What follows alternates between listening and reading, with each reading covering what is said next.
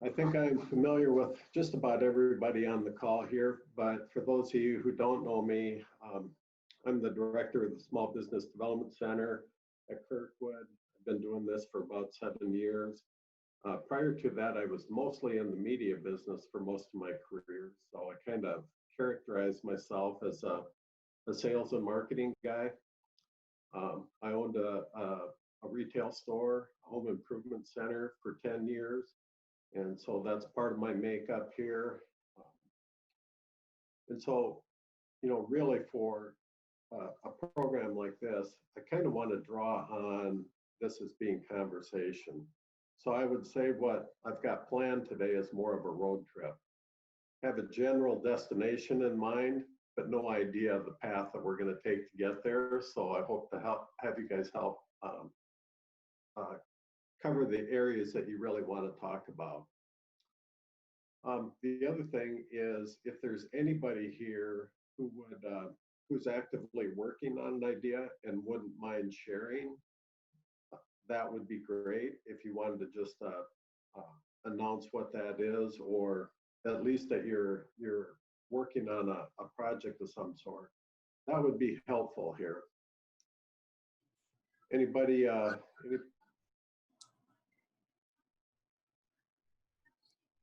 Yeah, so if you do, just speak up, unmute yourself, and let me know.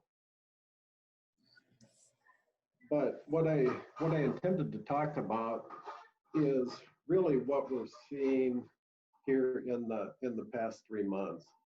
Really the conditions of the market have changed substantially.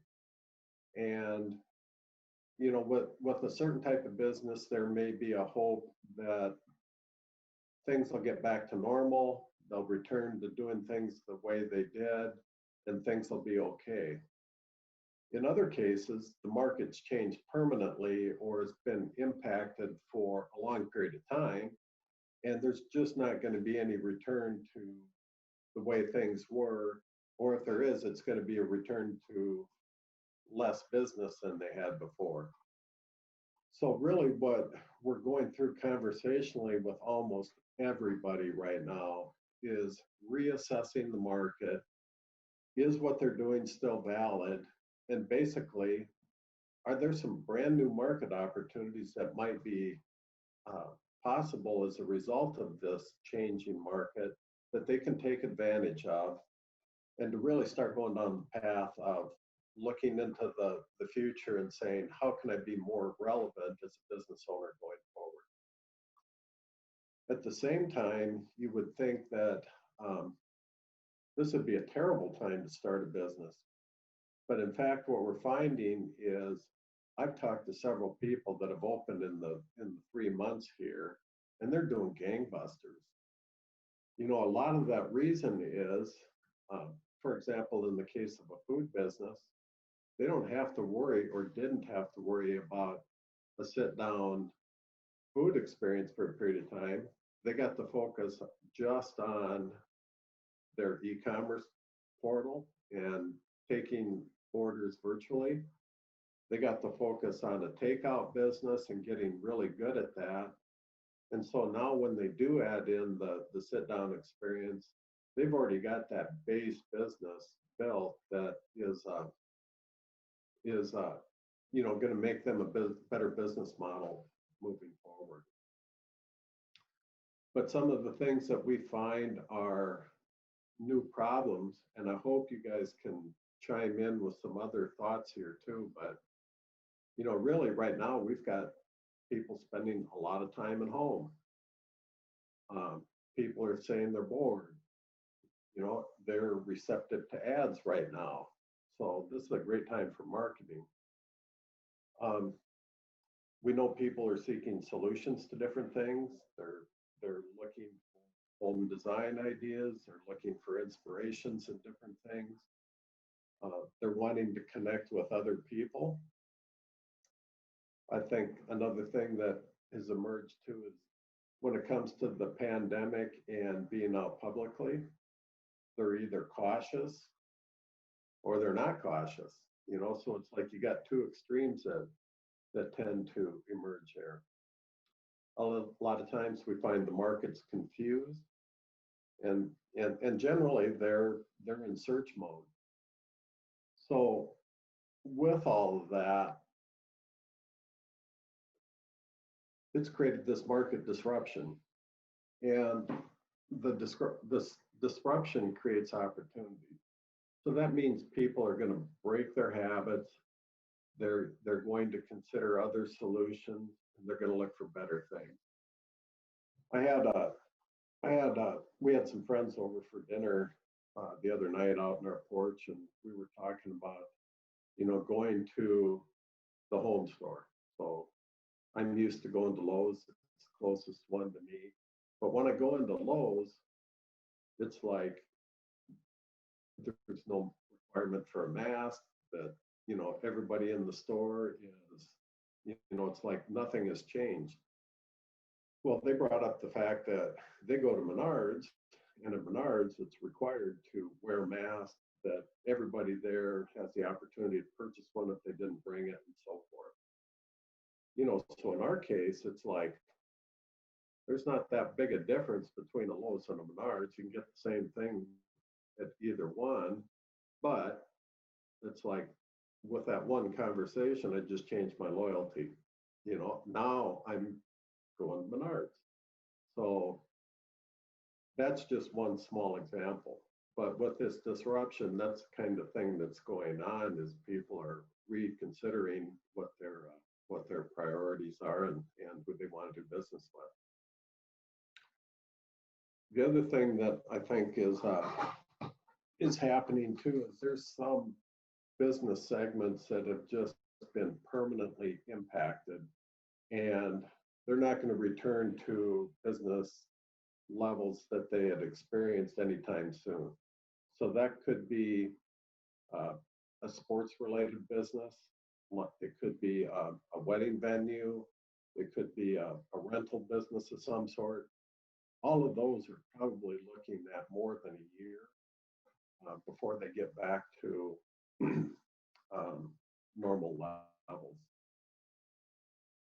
But at this point too, excuse me, I'd like to hear from some comments from the group. What kind of things are you witnessing out there that you see as being disruption or opportunities that maybe is creating a new class of problems?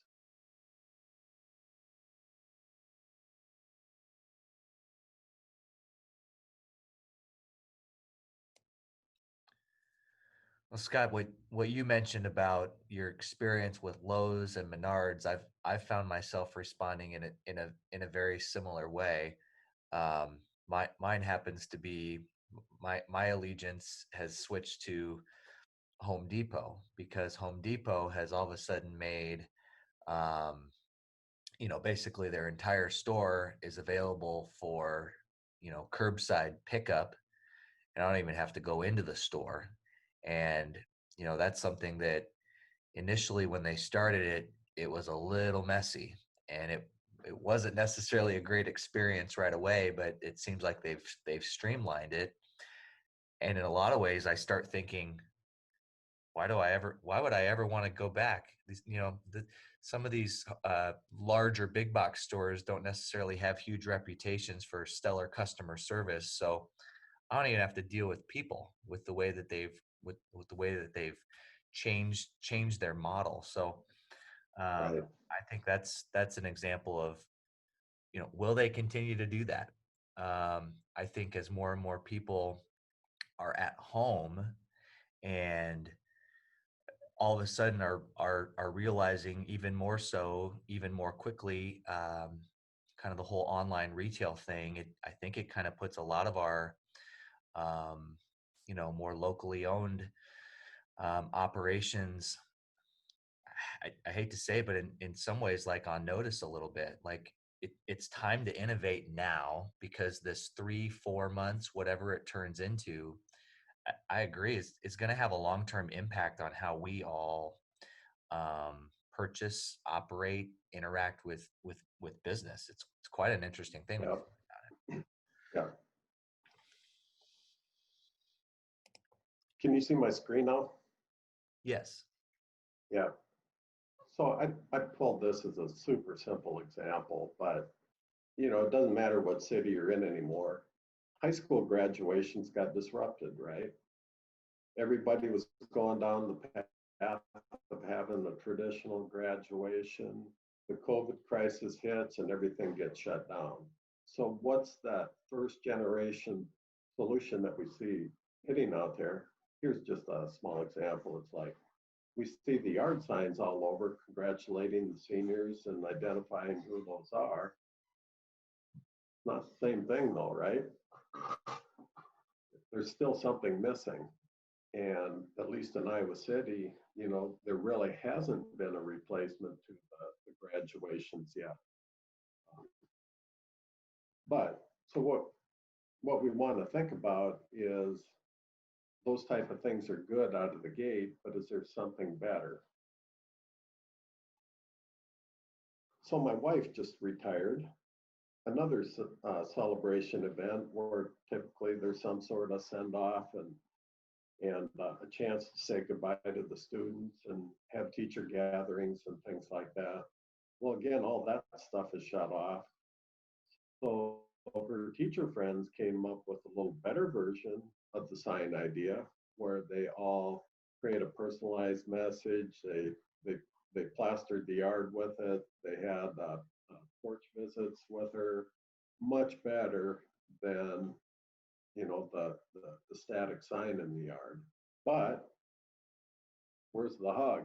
It's like we still need something better. So that's where an entrepreneur, I think, has the opportunity to figure that kind of stuff out and provide a solution that maybe is not even just a replacement, but could be significantly better than solutions that have existed in the past. So here's another one that we've seen kind of go through this portal here, where a restaurant, I'm super simplifying this, but a restaurant model typically has been around providing good food and getting together with good friends or family in that atmosphere. That's kind of been the core value proposition. And then to deliver on that, they've done that through creating an atmosphere and a sit-down experience. They maybe had some emphasis on some delivery and maybe some things like patio seating. But if you think about the environment today, that patio seating is probably sitting at the very top of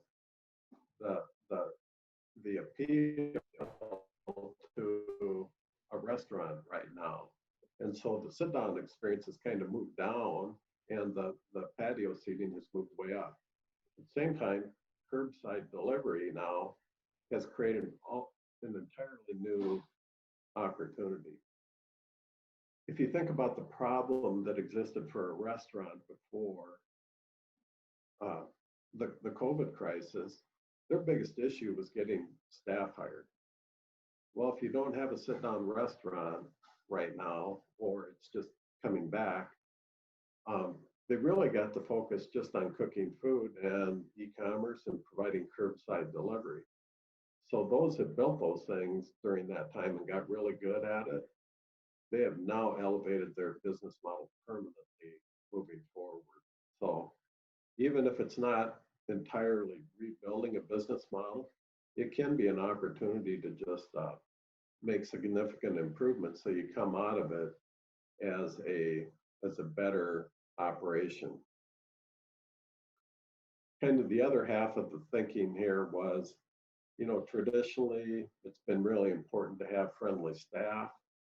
Right now, it may be more of a priority to have staff that's really well protected and acting safely than it is about how friendly they are. In fact, you can't even see if they're smiling underneath the mask, right? As well as what kind of protocol they have for distancing and things like that. The businesses that do it well are going to see repeat customers. The businesses that don't do it well really are going to see some erosion of their customers, and they're not really going to understand what happened, why they went away.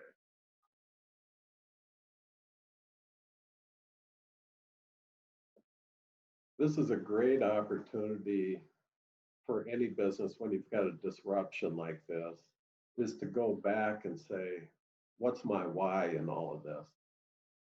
You know, there was a reason we got into the business. Um, and it's going back to the basic value proposition. So the first question we ask is, what's this compelling problem that we're trying to solve within the marketplace? Next question is, what are those value propositions that really define how we go about solving that problem? So that's what helps us create our products and services, and making sure that everything that we do aligns to those value propositions. Without a doubt, that should mean that our products and services would evolve over time, that we would have some go away and some new ones emerge. And at the same time, when we're going back to our why here, I think it's really important too that we put aside the what and the how, so that we can really focus on exactly what it is that we're trying to solve.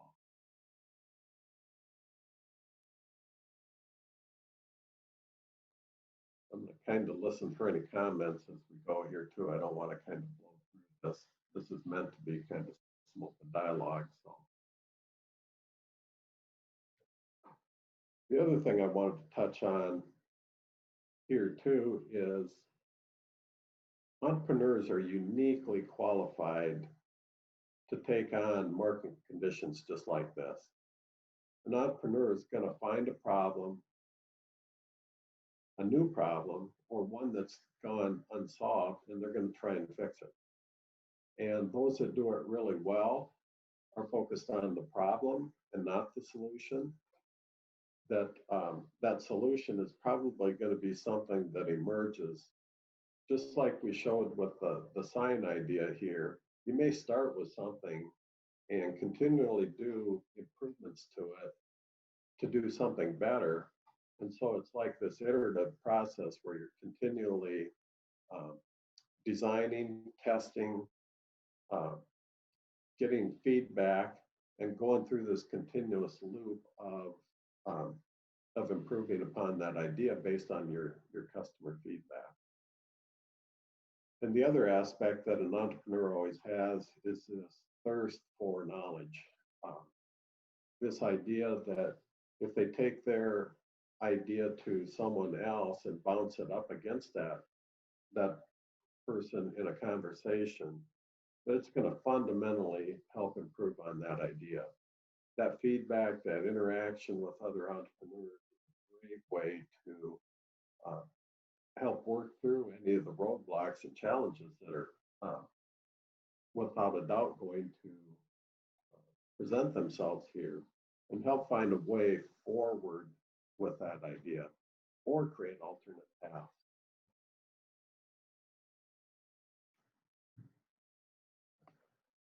So when we're doing startup businesses, this is kind of the approach that we take here.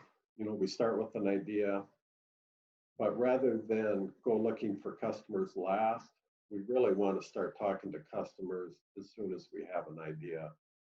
So this concept of customer discovery is really take something that's good enough. Maybe you have a prototype, maybe you've got an outline of an idea, maybe it's just a concept of some sort, but start running that by some customers and getting their feedback, testing it, and really figuring out where the flaws are in that idea so that you can start building upon those improvements. So this is meant to be an, again, iterative process.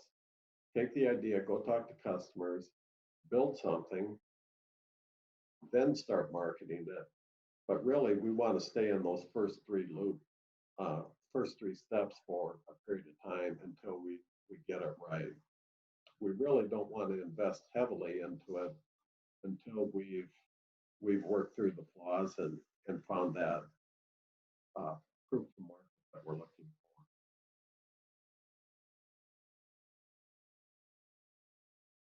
So I see Sherry, Julie, Teresa, all people that are actively working in in this kind of thinking. Do you guys want to chime in with any thoughts or share anything here? Scott, this is Teresa. I think you've said, certainly all the things that cross my mind. I think sometimes in your Lowe's example and your Menards example, what Lowe's maybe decided to do was to be the place for people who don't want to wear masks. And there is a market out there for that. True. That's what's going to gravitate. Now, I'm not saying this from an example perspective. I'm not saying this is the approach I would recommend in that kind of risk, okay? But sometimes, in looking for the solution, thinking about the opposite of something that's working, and is there a substantial market in that opposite? Yeah. As you were mentioning that too, you kind of think of this period as being a depressed period for business right now. But there are a lot of industry segments that are just thriving right now. You can hardly find a new bike out there right now because people rushed out to buy bikes. Or this has been the year to buy a swimming pool, apparently. Sometimes this might be a timing thing where everything just aligns where you're going to have a really good year because this is the type of thing people are looking for. We've got a really good example in Marion where an e-commerce business that's been in existence for a couple of years here is now going to be releasing a statewide platform to do e-commerce for small business all across the state. It's like this is their opportunity to see significant growth and make things happen. So yeah, sometimes too, it's not even completely really rebuilding your business model. It may be time to invest heavily in the one you already have.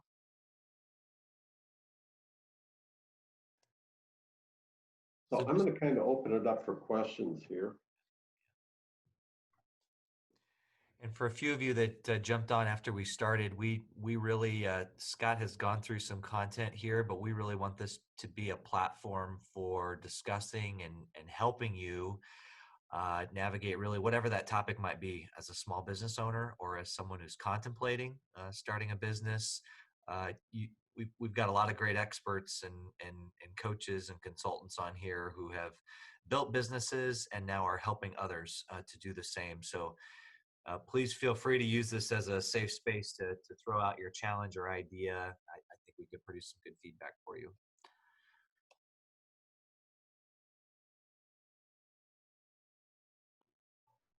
Good morning, everyone. My name is Sherry Sperlin, and I work full-time as an assistant professor for Mount Mercy University, but I've just launched, finally, after doing some side consulting, and I think I met with Scott like 3 years ago about this, I finally took the leap to start my own training company too, even though I've kind of been doing it here or there. And I think the big thing that I see is even at Mount Mercy teaching, or if I'm in a company doing some coaching or training, wearing the masks and just doing things so differently has been very difficult. I know next week we start having some classes come back to Mount Mercy and we're teaching with masks on and students will have masks. And I think it's one thing to go into the store and wear a mask, but it's quite different when you're training or doing things where, yeah, you're right. I think Scott said you can't see the smiles and you can't see those interactions. And I think it would be great to hear some innovative ways that people have come up with ideas, because I would love to find, it gets hot under the masks. It's hard to work under the mask. I just like to hear, how are people thinking outside of the box during this time? I don't want to stop. I want to keep going, but I just want to figure out a better way. And I think that's what a lot of us probably want, but I was hoping to gain that from this today.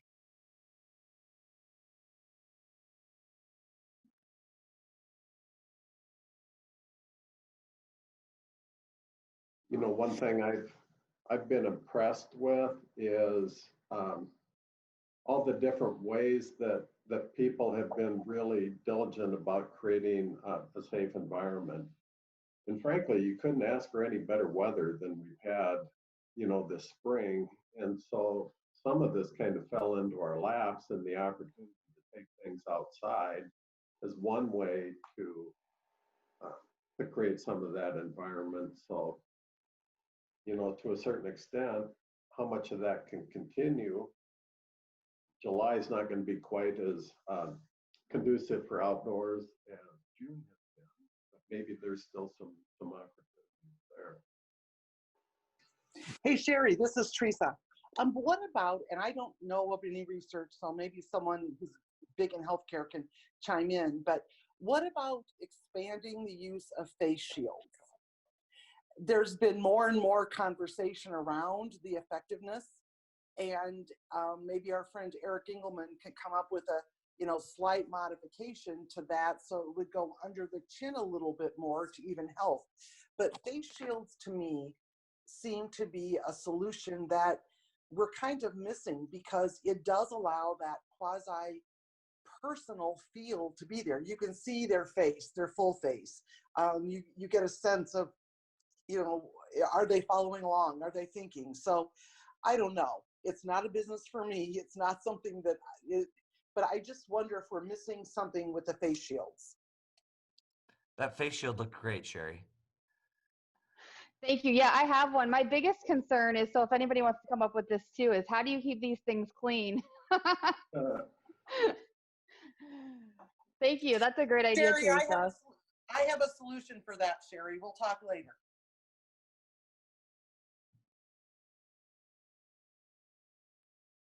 Yeah, I was at I'm a biker, and I was at the bike shop the other day, and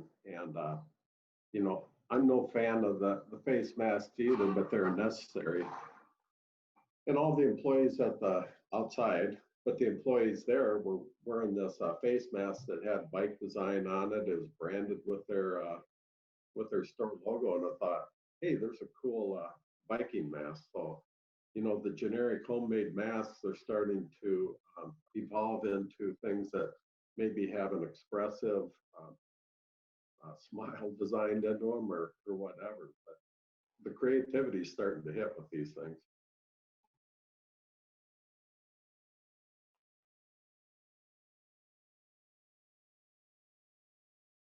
Another point I had thought of here too is, especially if we're an existing business, if we're going to go pursue new opportunities, sometimes we have to figure out what we exit. And so a time like this is also a great opportunity to figure out what we can do less of. If there's any marginal pieces of our business, if there's things that have lost their relevance, even if we're contracting a little bit, that can be a really healthy thing for the overall success of the business on a long-term basis. Exiting those marginal services, creating a void of some sort is going to help create capacity. And to me, I think it also creates some urgency to replace it with something. So we go through 3 months of a shutdown. Part of our business, or all of it, is shut down completely. And now when we bring it back, it's figuring out what we really want to bring back and maybe leave some of it behind so that we can pursue some of these other things that may have future potential for us.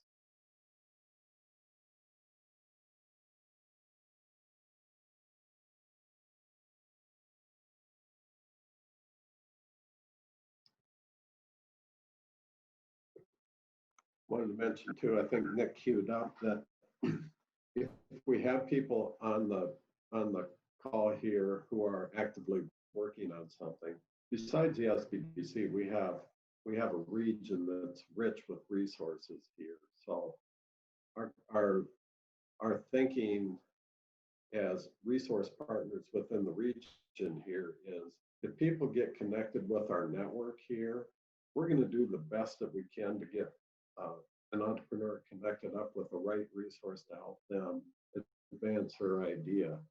So you'll find organizations like the Alliance, the Entrepreneurial Development, the colleges. All of us are really going to have our heads put together and trying to get people connected into into the pipeline here so that we can help advance on their idea. Scott, I had a conversation just yesterday with really one of our established businesses, but I think it's relevant to businesses of all size, and that's in the world has changed, whether it's long term or short term. Regardless, the world has changed, and for many businesses, the markets and customers that used to be strong are now not, and they're looking for new markets, new ways to build relationships with new customers. Is that a topic that you've gotten into or come across over the last handful of months?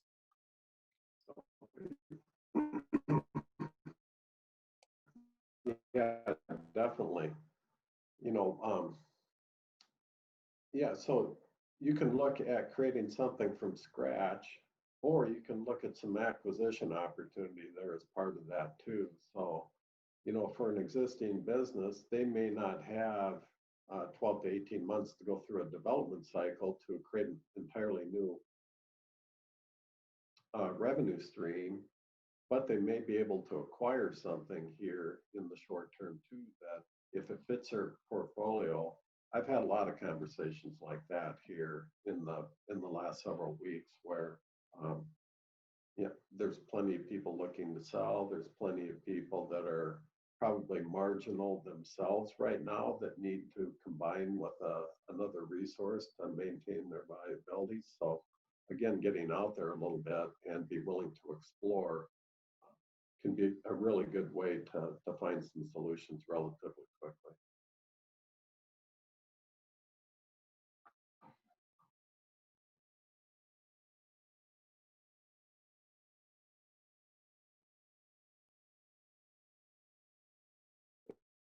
Questions or thoughts that I might queue up here from the group?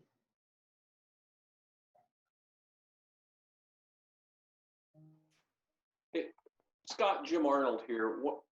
I guess, we've kind of talked about the curbside pickup and kind of those shifts that many businesses have done. Have you seen a growth in, I call them delivery kind of businesses, but just in general? So, Nick, you mentioned Home Depot, but maybe you found some things at Home Depot, plus maybe something at Best Buy, and so just in general, picking up and delivering that we wouldn't have even thought about before. Yeah, that's a great point, Jim. We know that the restaurant business has probably done that exceptionally well. I can think exactly. of two traditional retailers that I've been working with that while they were closed down, they really weren't into e-commerce prior to the crisis. Well, within 2 weeks, they figured it out. They got something out there. They used their Facebook pages. They started figuring out how they could take orders, and they either started scheduling appointments for curbside delivery, but the ones that have gone beyond have now created a delivery service to do exactly what you were talking about.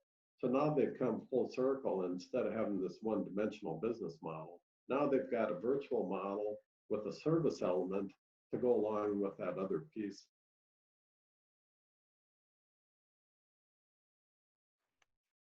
Yeah, the restaurants have really done a good job with the delivery and adapting the delivery as well as curbside pickup to their businesses. And certainly we've seen a lot more acceptance of, like this, online meetings where, I regularly do this at our, I have 2 team members in Minnesota and work with folks in Kansas City. So, that's kind of an everyday thing, but we've become more accepting, certainly, of this in, Sherry, to your point, the teaching. I just finished up the international marketing class in evening accelerated program, we did it all via Zoom. And a lot of students told me that they really like even the Zoom a lot better than just the what I'll call traditional kind of online classes where there's just reading and you put something out in a folder and there's a little bit of online chat discussion.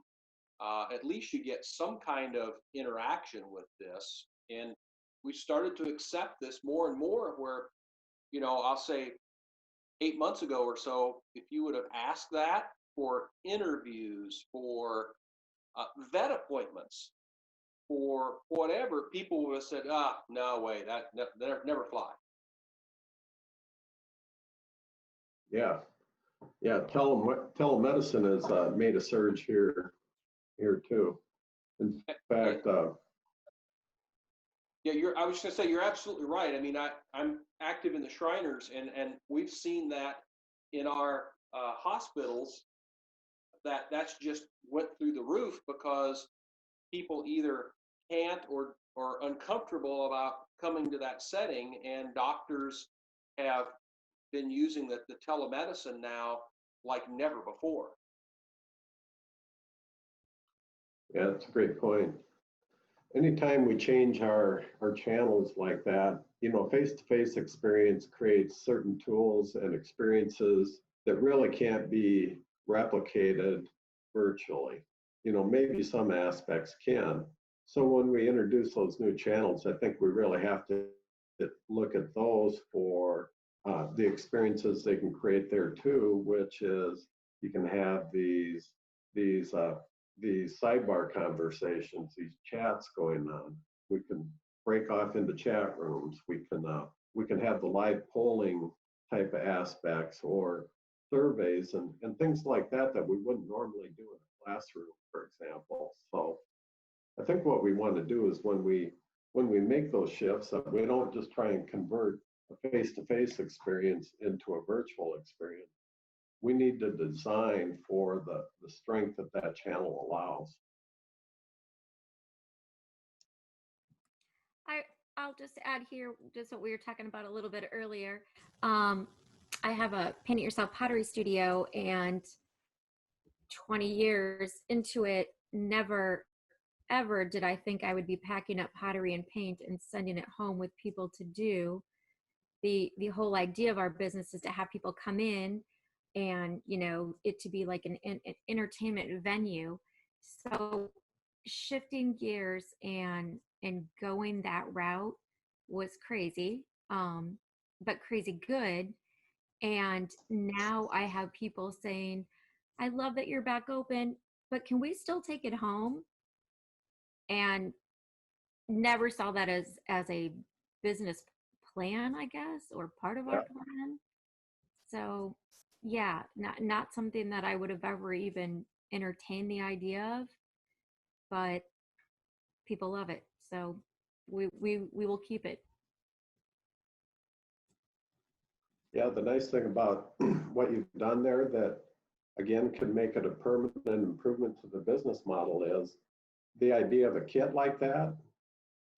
It makes a non-demand service, so people can do it whenever they want rather than just whenever the class is offered. So you've solved the timing problem that might have presented itself in the existing business model.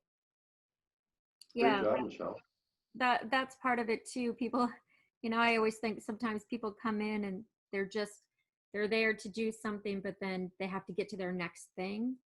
And so giving them the opportunity to take something home, perhaps work on it, set it aside, go back to it. Again, not something that was in my plan, but here we are, and it's worked. So yeah, can't complain. Yeah, that disruption creates really some opportunity for some growth here too. There's some pain that we go through with a period like that, but once it gets knit into the fabric of our business model going forward, then we have really a better business. So.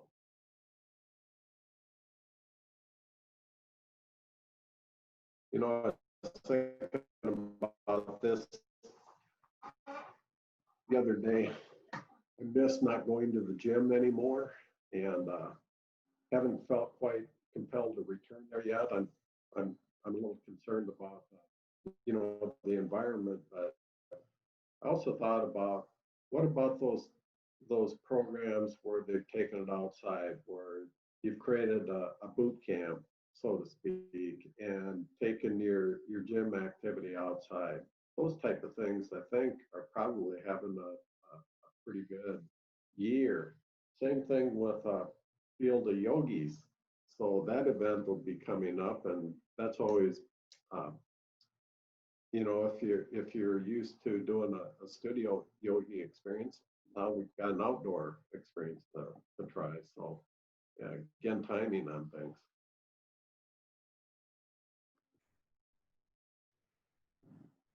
Yeah, it's been interesting to see on even you're just mentioning the yoga standpoint to see how studios have evolved. And during this time, they started finding other mediums like YouTube to offer their classes virtually for free for a while.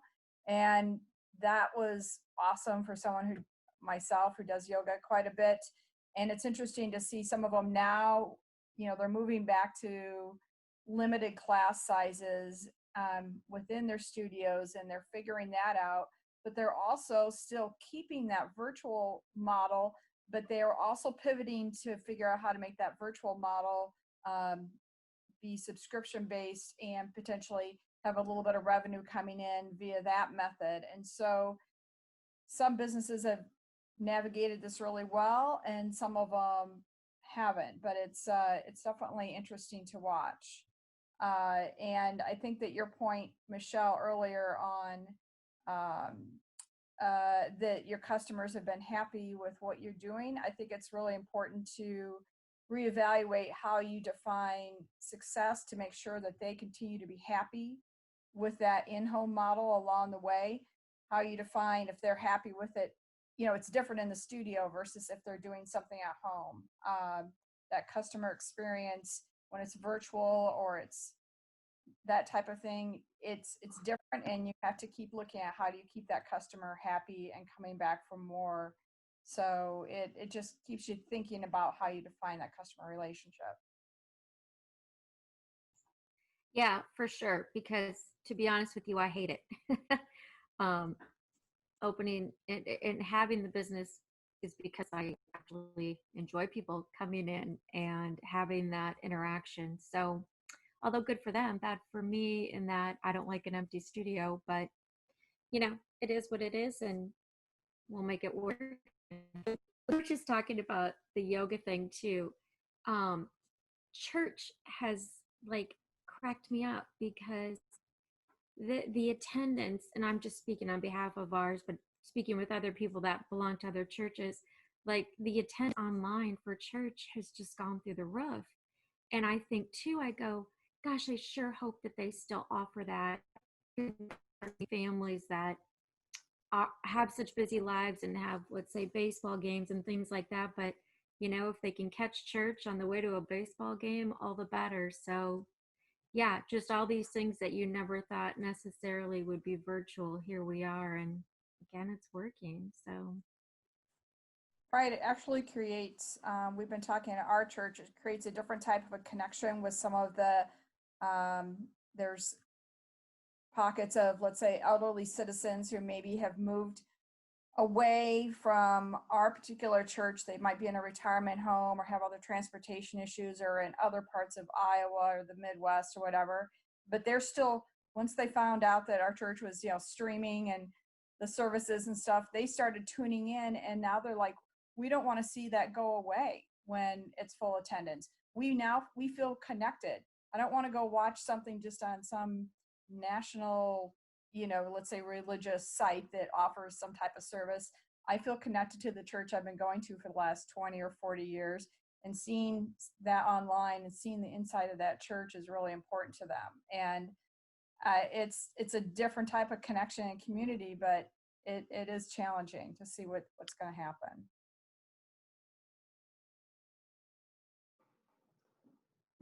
Yeah, and to your point on that too, that, you know, the first couple of weeks, it was, at least with our church, it was kind of like taking the live worship event and just replicating it on Zoom. But now it's starting to emerge to where it's got some things that are live and some things that have been produced in a studio and done ahead of time, where you've got that packaging effect, and you can have a much better polished presentation on certain pieces. So it's a mix of some live and some produced, and the right combination, I think, is making for a better online experience.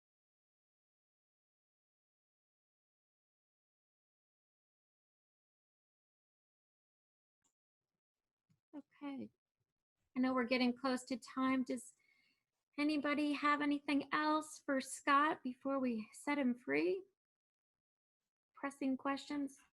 I know, Scott, I'm sure you'll take email questions if they don't have anything on here, but before we wrap up, we'll throw it out there.